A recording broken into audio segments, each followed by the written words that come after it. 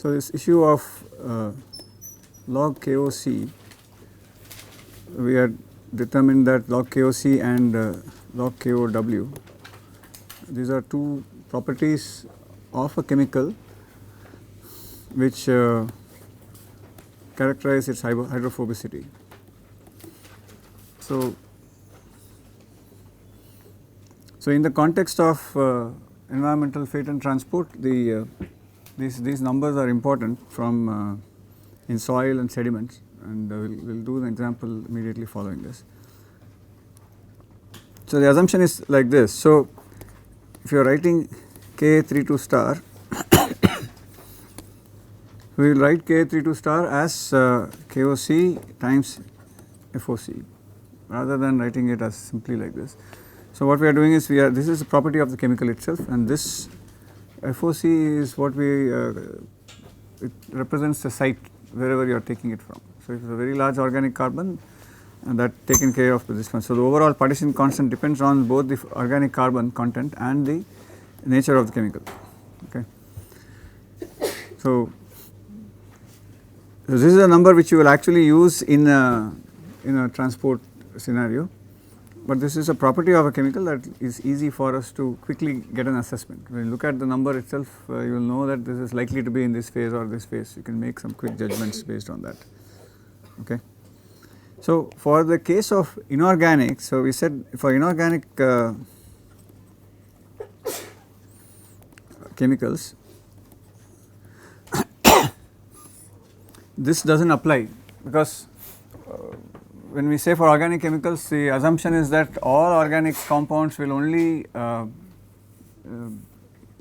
adhere, will only bind to organic matter that is present in this thing.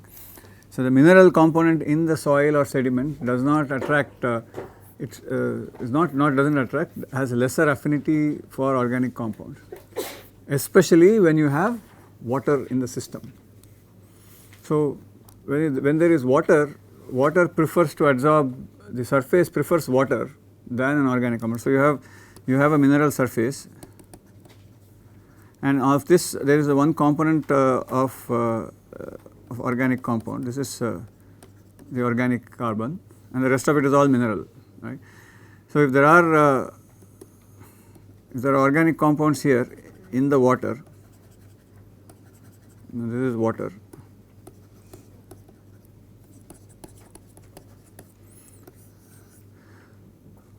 This will only bind, this can only bind to here.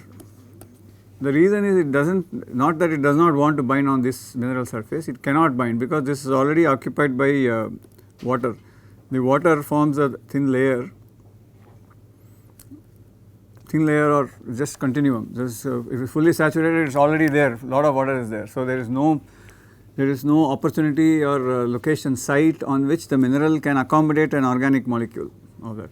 So, it does not allow any water preference. So, the only place the minerals, the organic carbon can go through is the organic carbon, the organic carbon phase here.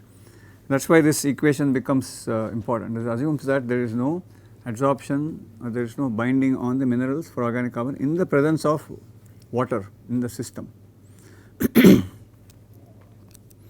For inorganic chemicals, this does not apply. So, inorganic chemicals, the nature of binding is very different, and it is more to do with the surface charge that is present in the system, and also its oxidation state. The surface charge depends on the oxidation state and in what valency it is in.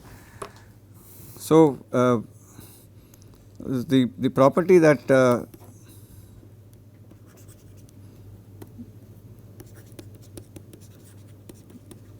the oxidation state of the inorganic element in some ways determines in what form it is, whether it is bound, how much it binds to the solid surface or does not bind to the solid surface. Okay. And there are no general rules like the KOC, FOC kind of system. The rules are based on oxidation. What determines the oxidation state of the element? Several things. One is pH, one is the dissolved oxygen content of this. So, what is called as redox potential. So, depending on the amount of, depending on whether the amount of oxygen that is present in the system, this oxidation states changes, the redox potential changes.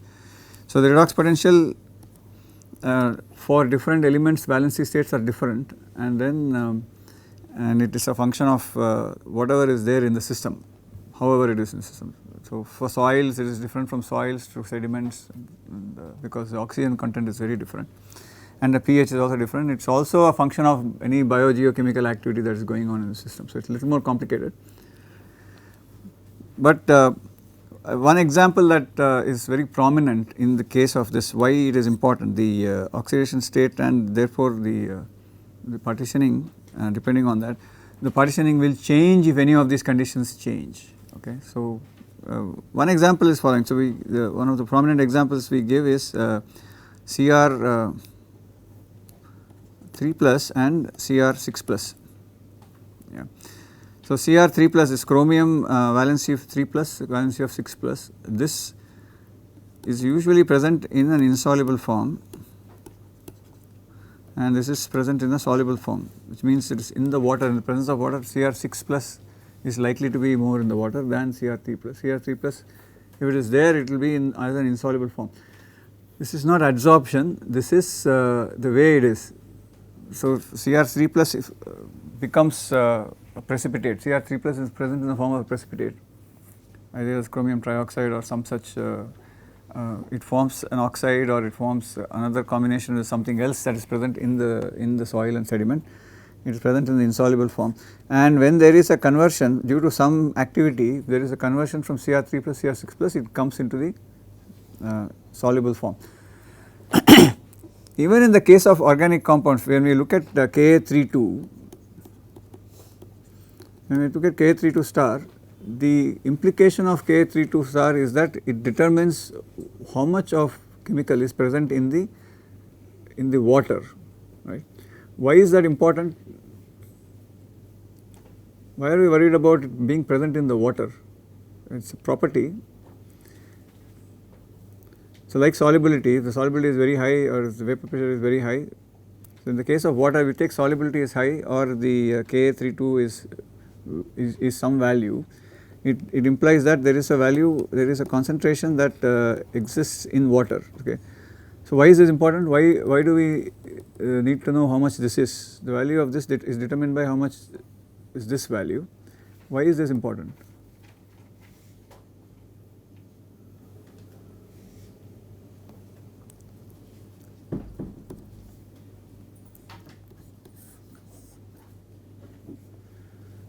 This is, what is the, let us look at two of these numbers. So, when I think we will get back to this in a few minutes. I think it will make little more context that time. Okay. Along with this concept of hydrophobicity, the significance of numbers like Ka32 is in another term that we commonly used in pharmacology and toxicology and in environmental sciences. It is a term called bioavailability. Okay. Bioavailability means it can be seen in different contexts. From a context of human health and fate and transport and exposure, what it means is that, say there is a sediment, okay, and there is water on top of it, and we have I will write it down separately again. So, there is sediment here and there is water on top of it, and there is a lot of solids, and among the solids you have some organic phase, and you have also a lot of the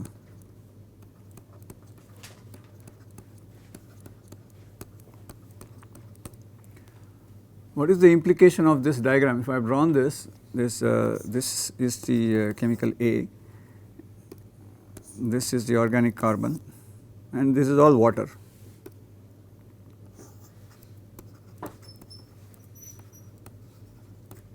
What is the implication of this from a exposure point of view? the value of Ka32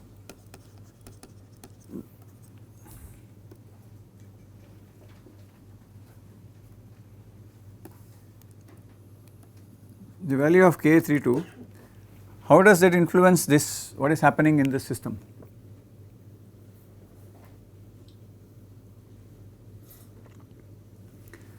If there is, when we say Ka32 in this system, what does it determine? Say if I am taking this particular system, if I take this system, yeah, what does the value of Ka32 determine in this system? K32 is the equilibrium of A between the solid and the water. So, which means it will determine what is the distribution of the chemical between these two phases. So, we can find out what is the concentration of A in the pore water. So, how does that matter? Why is it important?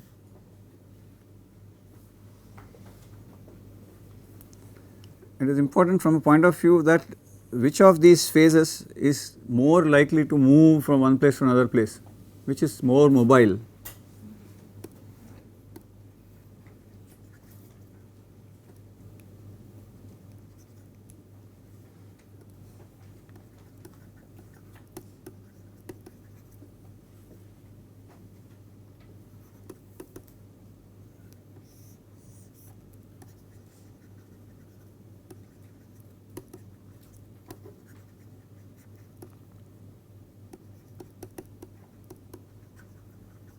We asked this question,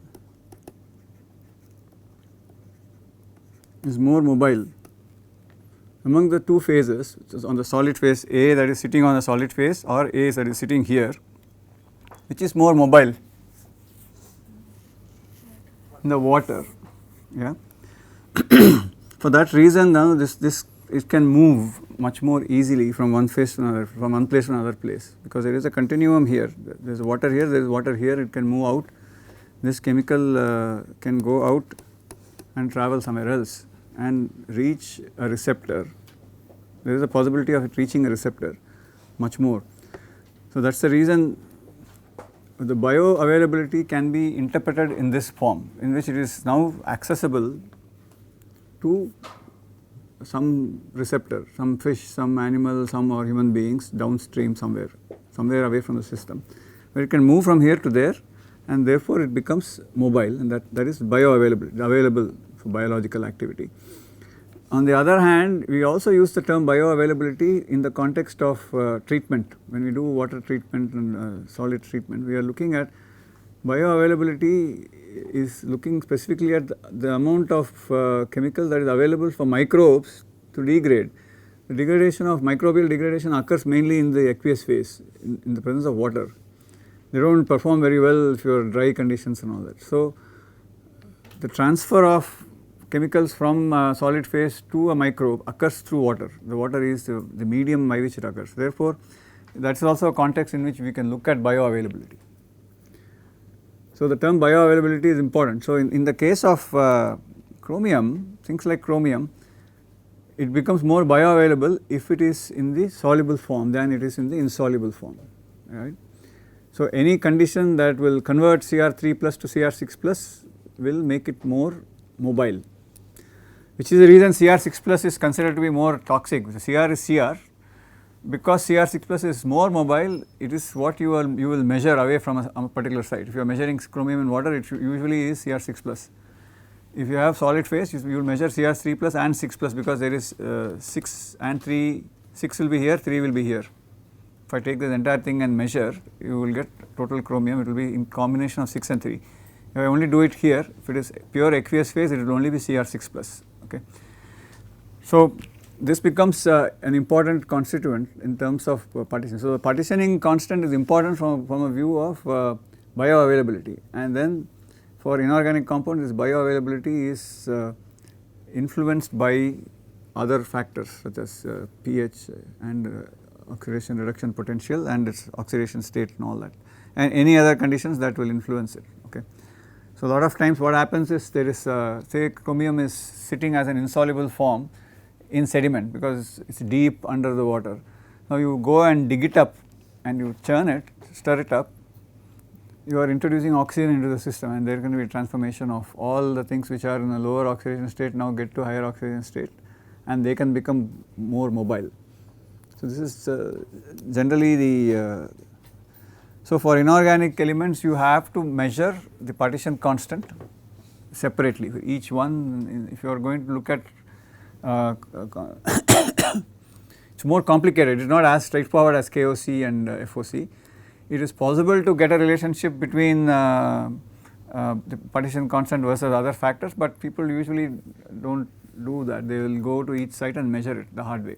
There is no unifying single normalizing parameter for the case of inorganic elements. But there are also not a lot of inorganic elements of interest. We are looking at a few heavy metals, chromium, arsenic, mercury, and a few of them.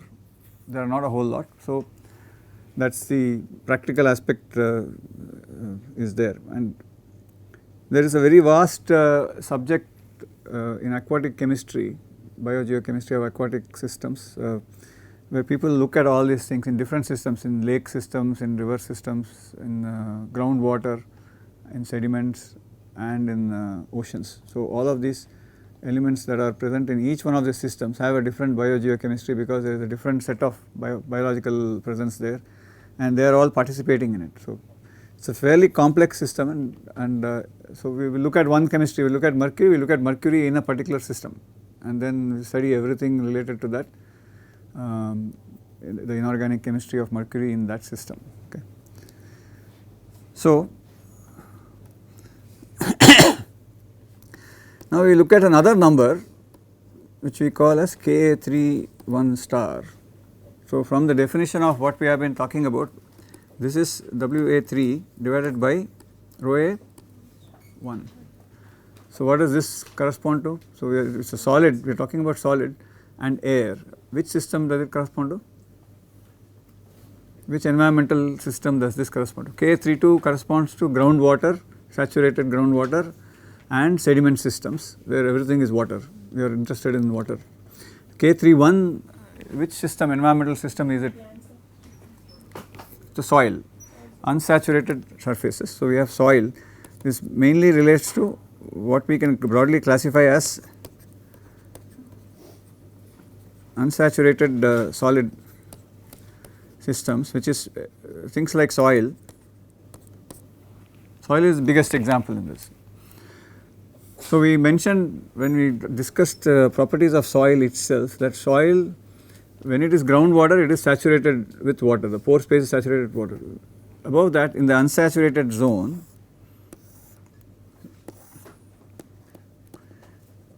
what we mean by saturated is we are saying it is water saturated, that is what it means, okay. And we are saying it is water unsaturated. Which means that if I take the porosity of the unsaturated soil, this porosity of saturated soil equals porosity of the water. The water filled porosity is the same as the total porosity. So, then all the pores are filled with water, that is what it means. But here it is not true. Here you can have, in the unsaturated zone there is also some air that is present in the pore space in addition to water. Yeah. So, you can have, visibly you can look at this thing, you can have water, and we discussed this long way. You can have water in, say, in the gaps like this, or it can be a film that is sitting on the surface. For example, if you go, it rained yesterday, so today evening, for example, you go and look at the soil, you just dig up some soil, you will not see any water sitting there, but the soil is wet. Where is the water? It will be there something like this. The water will either be like this, either be, if it is in place, it will be hanging around here because of some surface tension or something, or it will be sticking to the surface as a thin film. Okay. So, these are in which the soil in terms of moisture content, the soil can be classified as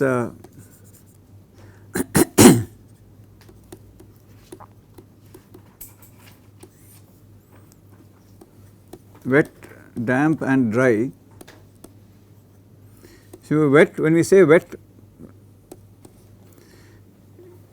this is not saturated, this is still unsaturated. Saturated means everything is full of water, but when you say wet here, it has full at least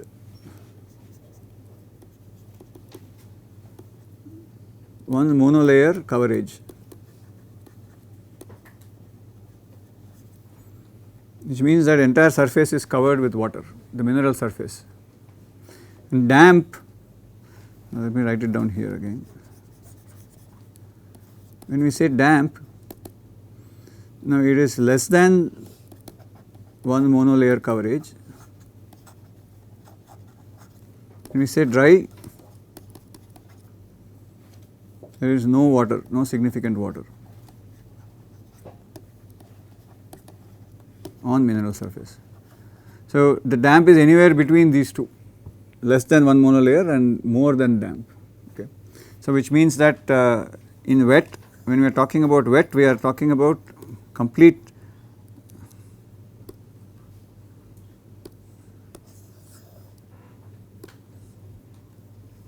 we are talking about full monolayer coverage, which means the water is there at least in one film, thin film, completely covering. This is wet. When we say damp,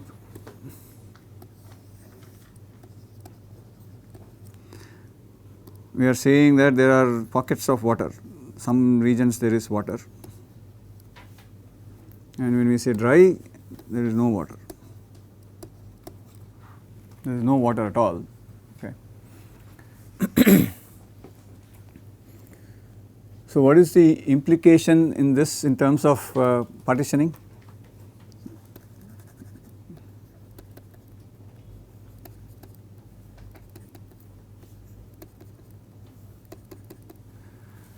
In partitioning, when you expose this to a chemical that is in air, so this is air here,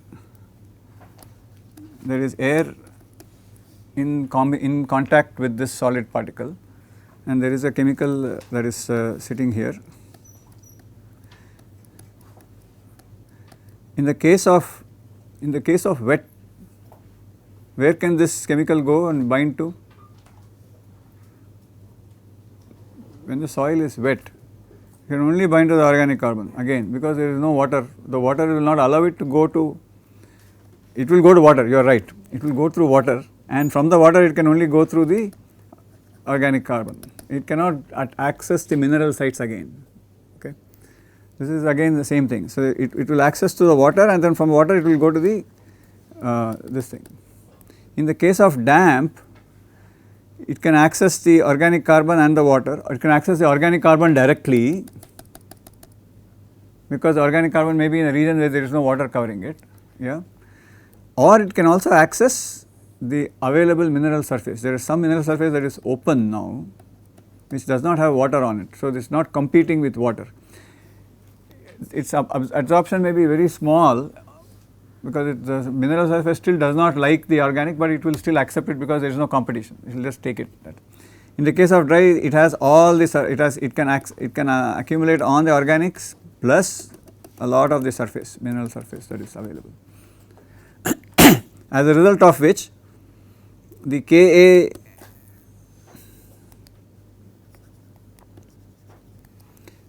Ka31 star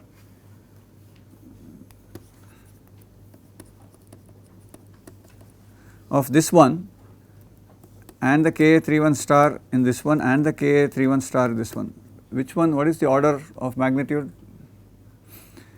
See, if you remember that this is the definition of Ka31. So, in which case, what is the order in which this will go?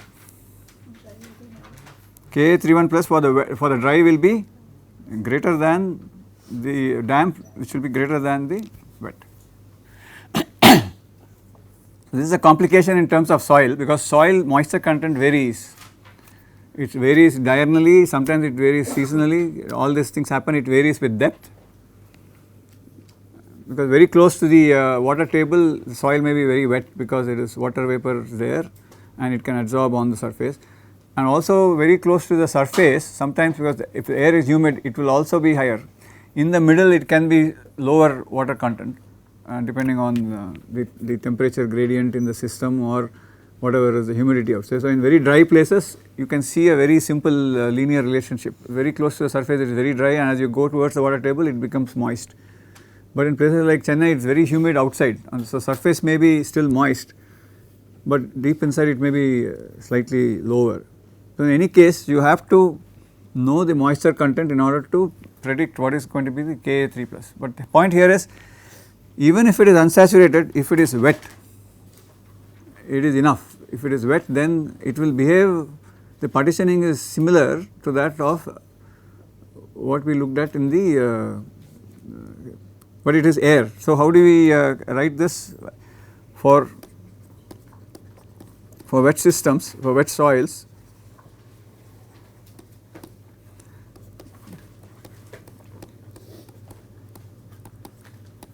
We are writing this as WA3 divided by rho A1, yeah. Now, but the contact to the, now here there is no adsorption on the minerals, it is only on the organic carbon, but it has to go through water again, as you mentioned. So, I can write it as this is WA3, so WA3 divided by rho A2, and then I can do rho A2 to rho A1. So, what we are saying is, it is going, the organic carbon is here, and there is a layer of water here, and there is air here, yeah. So, this chemical that is sitting in the air, it has to enter water, and then from here it goes to the organic carbon through this thing.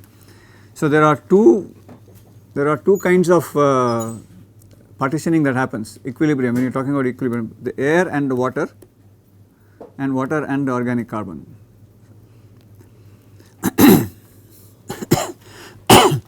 So, this number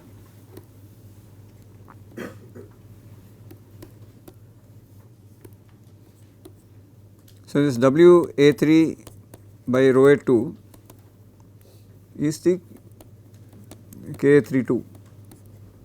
We have already seen that in the previous case. This is the same as Ka32 plus, and this is given by KOC FOC. Yeah. What is rho A2 by rho A1?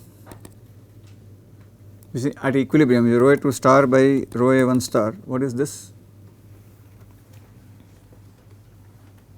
Is the air water partition constant. It is the reverse inverse of the, this is Ka 12 star.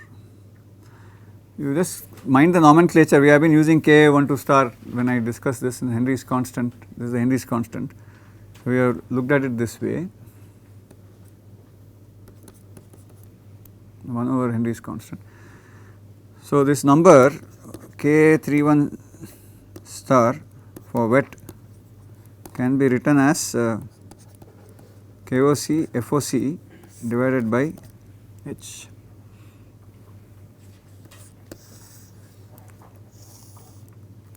So, this is easier for us to estimate if you know that the soil is wet. Now, the wet is a very relative term. The wetness of soil, in our terms, when we say wet, it is one full monolayer. So, there is no open mineral surface at all.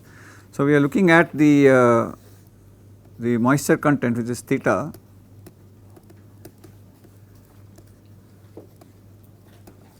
versus Ka31 star.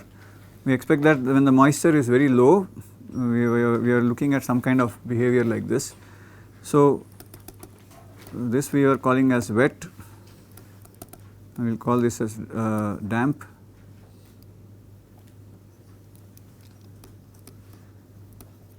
and this we will call it as dry.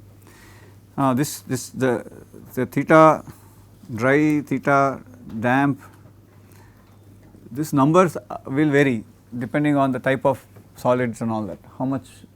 So, this is usually measured. So, theta is usually measured in terms of mass ratio. This the common nomenclature is the mass of water divided by the mass of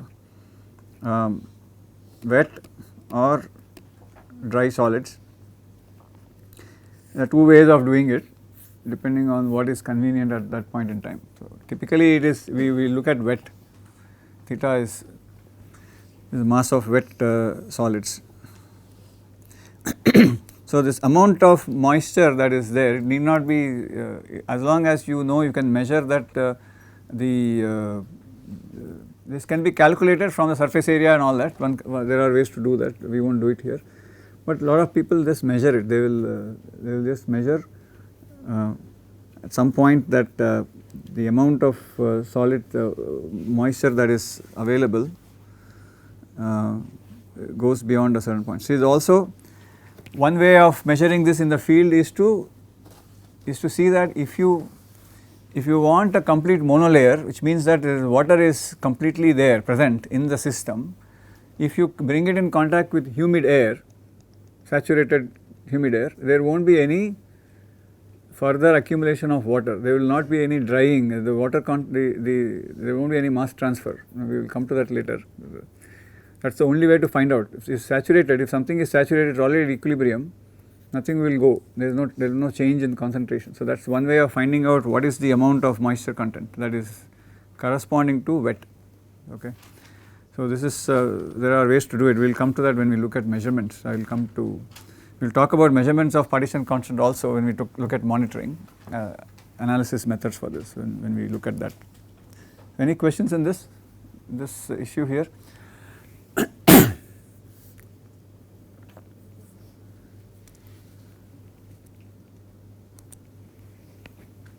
So, for the damp and wet, there is no, one has to measure it, you just have to measure, and I will discuss the way in which we measure it. Maybe I will just discuss it now, I think it is easier to do it now straight away. It is easier to discuss now, measurement of partition constants.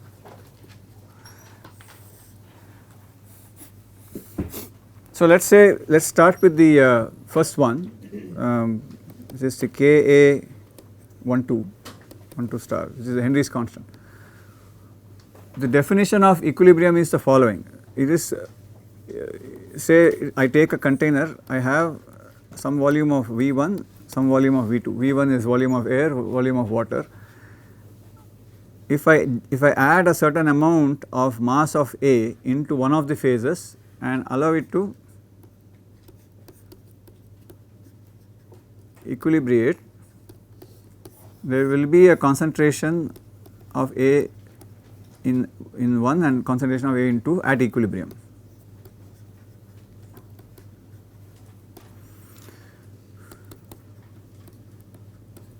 This is theoretically, this is the concept of measuring partitioning, equilibrium.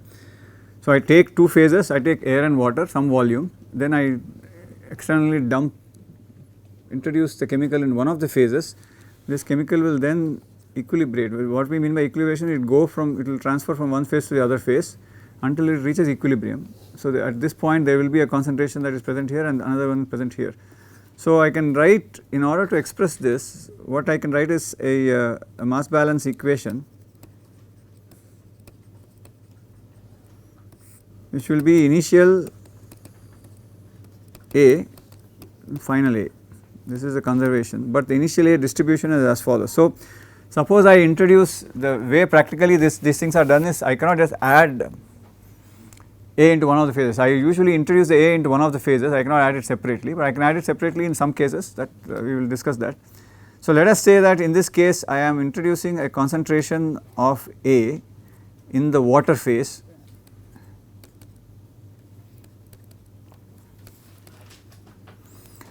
here.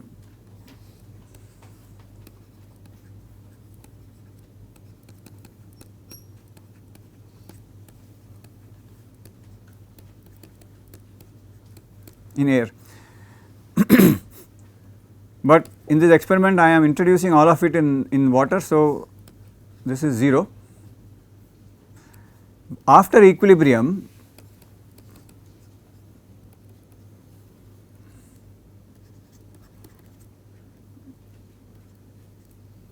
it is at equilibrium,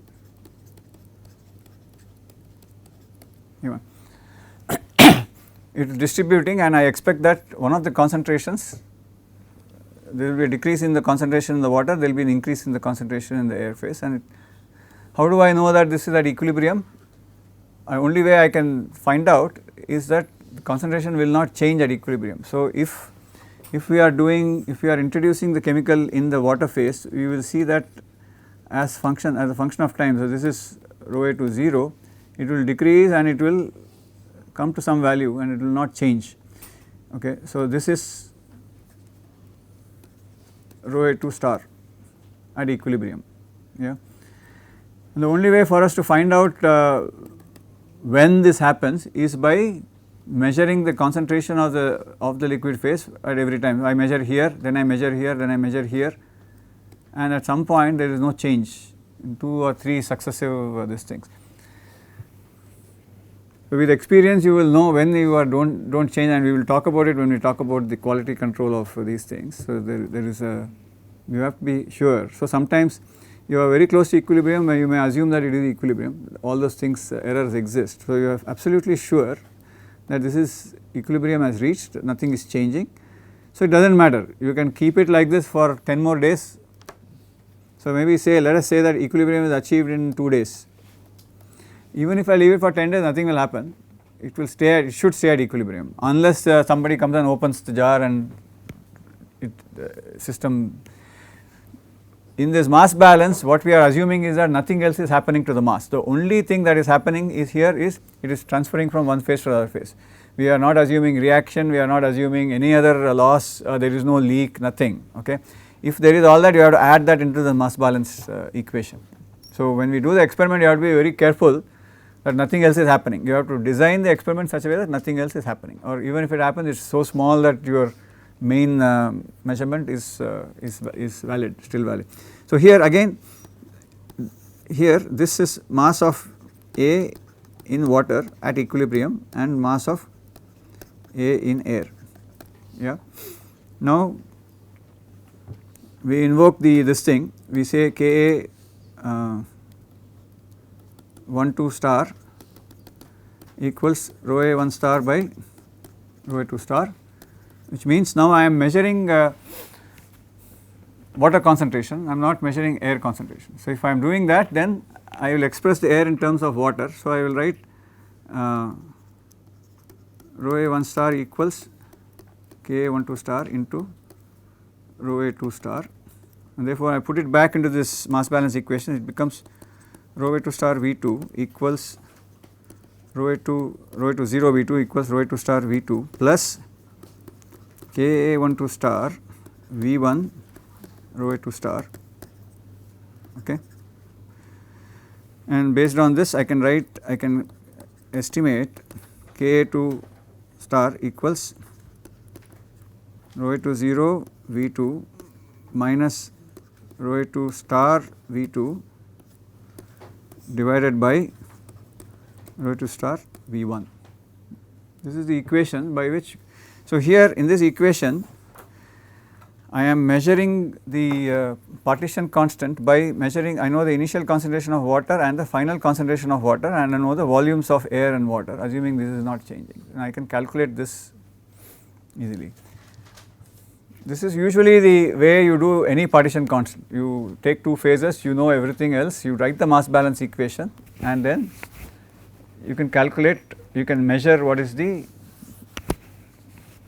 So, when you are doing an experiment, you need to be careful that when is it that I am measuring. When I measure, if I am measuring rho A 2 star at some time, after a first few trial and error experiments, whenever you do that, you know that it takes 2 days. Before 2 days, it is not going to happen. It do not need 4 or 5 days. So, you will keep the experiment for 3 days and then go and measure at 3 days, straightforward, simply. So, when you are developing a method for measurement of partition constant, you have to, for that particular system, people do this trial and error measurements, so that other people who are following them do not have to do multiple measurements to see if equilibrium is achieved. So, you say that the equilibrium will be achieved in 3 days. They will say 3 days is the maximum time it will take for equilibrium. So, keep the system equilibrating for 3 days, and then, so there is a standard method for that. One thing you have to learn in terms of mass transfer, in which the rate at which equilibrium is achieved depends on the, if this is taking long or this is taking very short, and this depends on the way in which equilibration is done, which means the system has to be mixed. And this is related to mass transfer, and which we will discuss later. But intuitively, if you take salt and put it into water, and if you do not stir it, when you put salt into water and you stir it, the rate at which it will dissolve will change, and so that is a part of the standard method. When you go and read a method, they will say take this much of solid A, this much of water, put the concentration in the chemical in the water, mix it and then stir it or do something, agitate it at 100 rpm or 50 rpm or some such, because that equilibration time, if he says shake it for at 50 rpm for 3 days, which means that they have done the experiment, they say that at 3 days equilibrium is reached under any condition. So, the rate of mass transfer is fast enough so that it is completely covers all cases. So, when you make a standard method, people study all this, and then these parameters become very important. If you have the tools to do it, the best way is to measure concentration at different times and you ensure that equilibrium has reached, and then that gives you the partition constant measurement at that point. So, you can, if you want to, the same way you can do Ka32 star as well. So, we are, so here the mass balance will change slightly, where we are now saying rho A2 0 V2 plus, instead of rho A1 we are now doing WA30 M3 equals rho A2 star V2 plus WA3 star M3.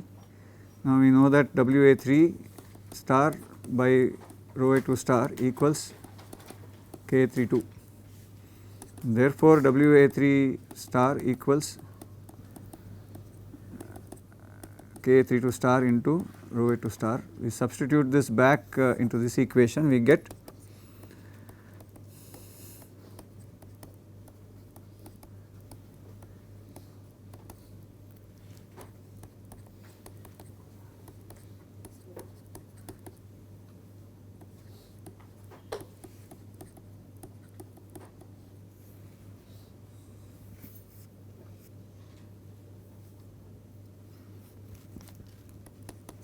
I mean, we do not need this, we will expand it back again.